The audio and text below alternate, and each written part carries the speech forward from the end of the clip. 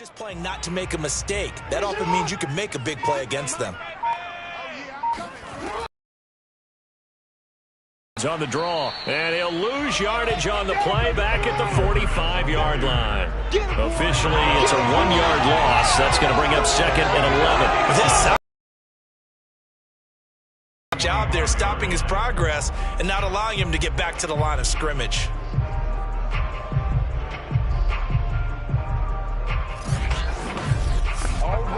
Second and 11. From the gun, it's Jackson.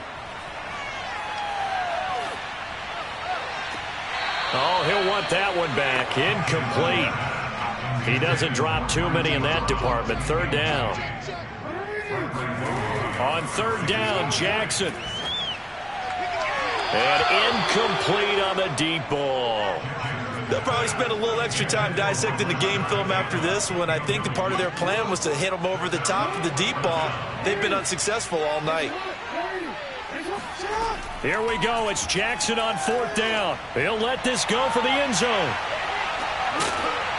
And that'll be caught. Touchdown, Ravens.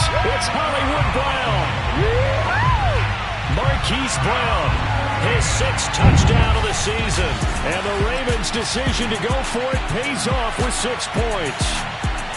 But for all the deserved accolades Lamar Jackson gets for his running prowess, his deep ball, it's really a thing to behold as well. And give him credit, he deserves it. But this is such a breakdown defensively, my goodness. From a pass rush perspective, you know that they got to be coming hard on 4th down trying to get to the quarterback.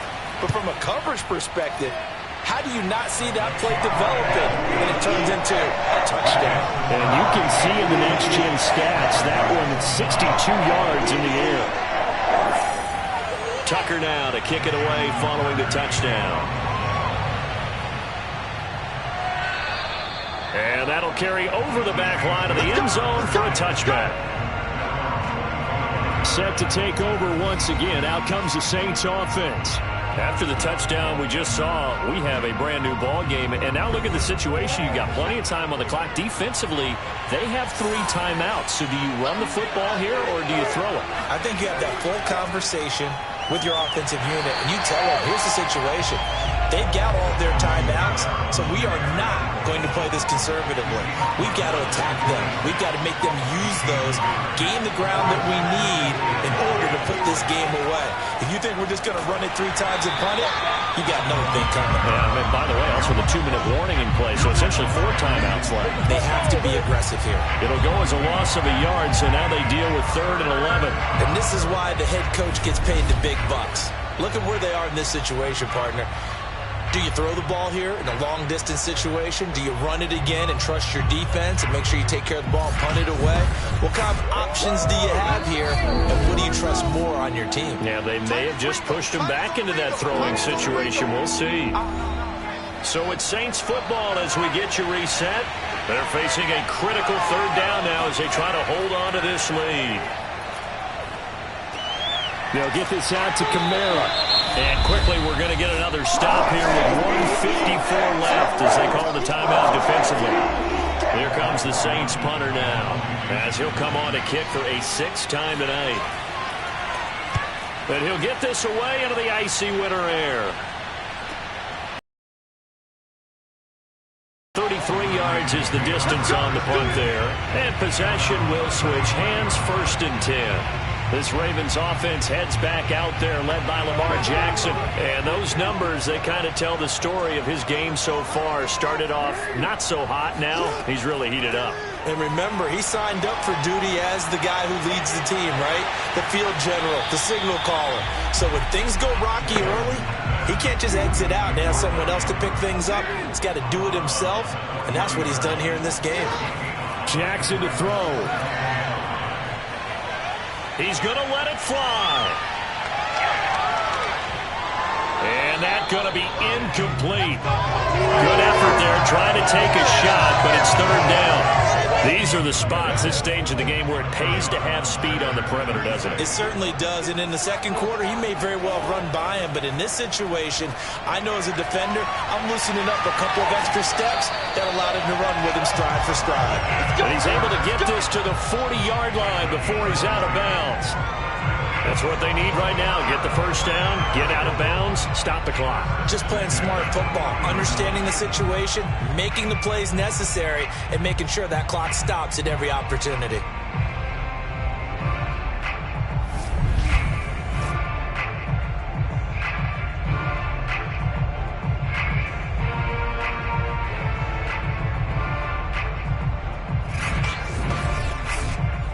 From their own 40 to the other 40. The gain of 20 leads to 1st and 10. Jackson. Forced out to his left. And it's incomplete, broken up. But there is a flag down. Let's see what that's about. Hey, we gonna do what we do. So they say no to the penalty. The incompletion stands. It'll be 2nd and 10. And what they want to do is go ahead and take those downs away from them. You never want to give extra snaps to any offense. That's how you get hurt. Here's Jackson.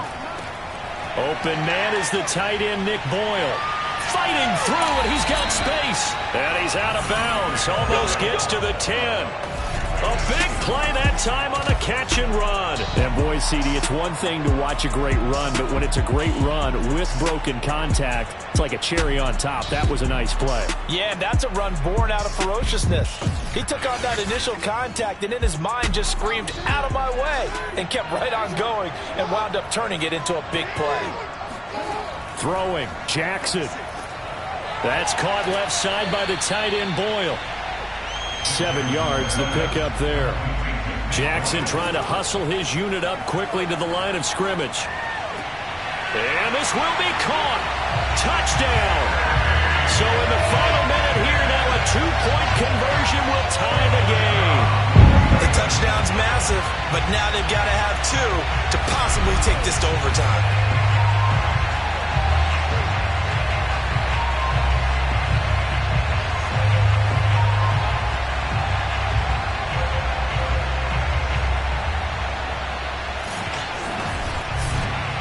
Here we go now as we get set for a big 2-point conversion.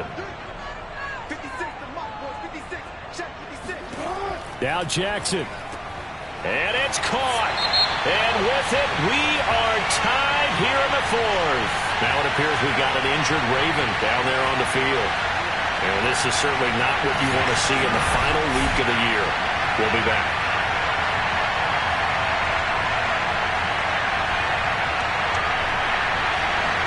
So right back to square one, tied at 28 as he kicks it away.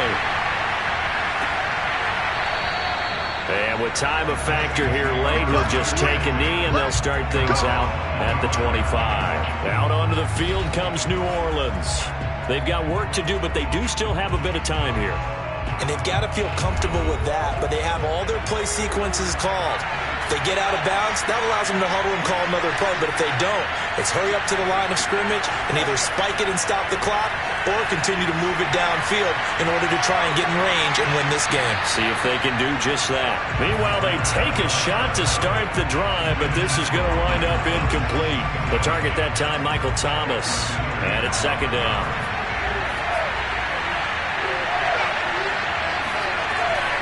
They'll run out of the gun with Kamara.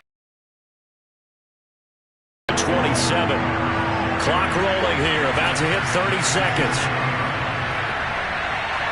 Looking long for Thomas. It's incomplete. Took a shot, couldn't connect. Well, the defense certainly did its job. They held up in that situation, and now 4th down. You've got to punt this and try to get to overtime. There's no decision to be made, in my estimation. Here comes the Saints punter now as he's on to kick it away.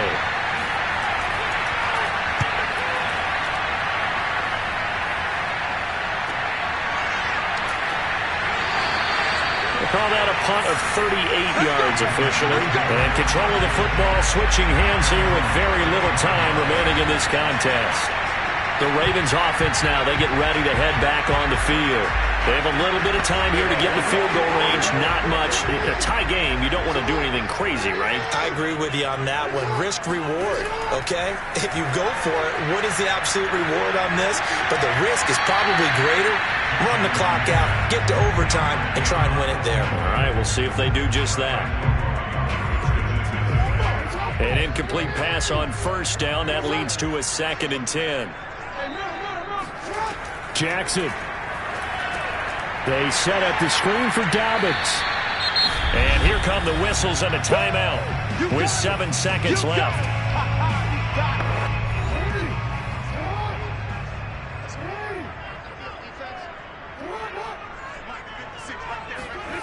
Throwing now is Jackson. Oh, looking for Andrews downfield.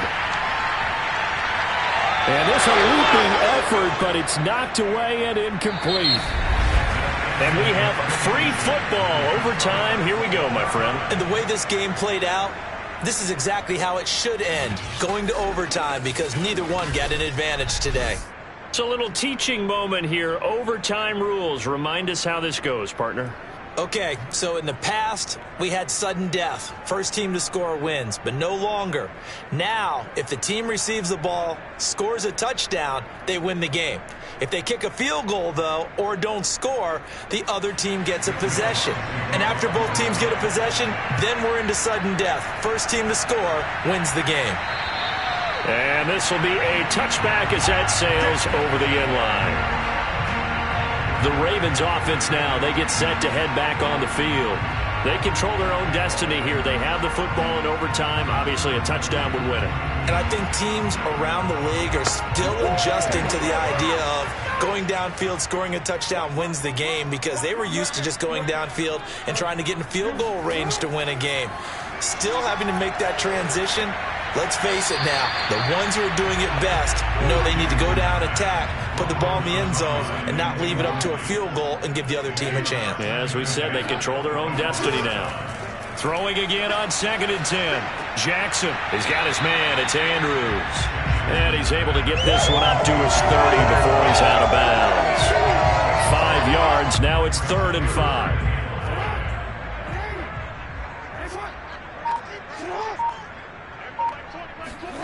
Now Jackson. Throw right side is complete to Andrews, his tight end. Here's Sam Cook now. On for a very important punt here in overtime.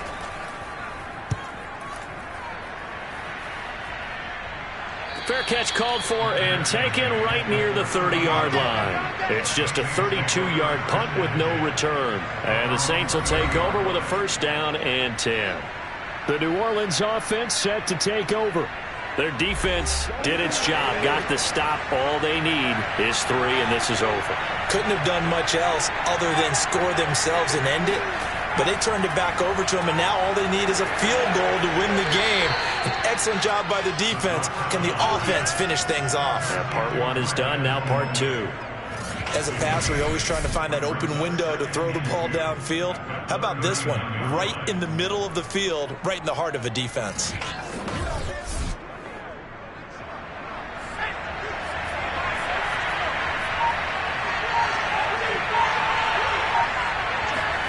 Second and 2. Out of the backfield, that's complete to Kamara. And he'll be brought down right at the 45-yard line.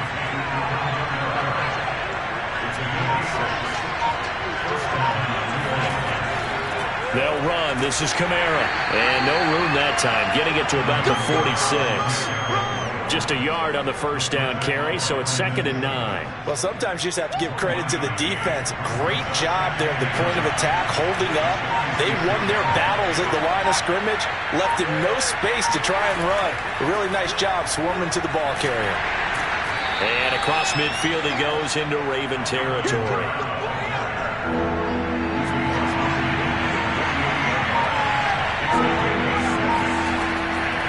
On the ground, Kamara. And he will have 1st down yardage as he's brought down at the 41.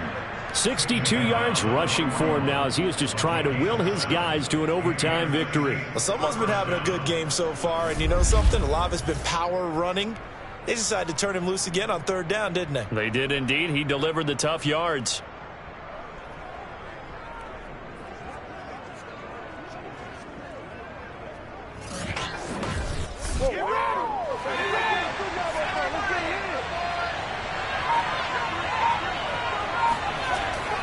A give. This is Kamara. And he'll take this one down to about the 40. Here's 2nd and 9, just a yard on that last run. Now they'll switch it up here and look to throw. They'll set up the screen. Only a yard there. Sniffed out well defensively, and it brings up 3rd.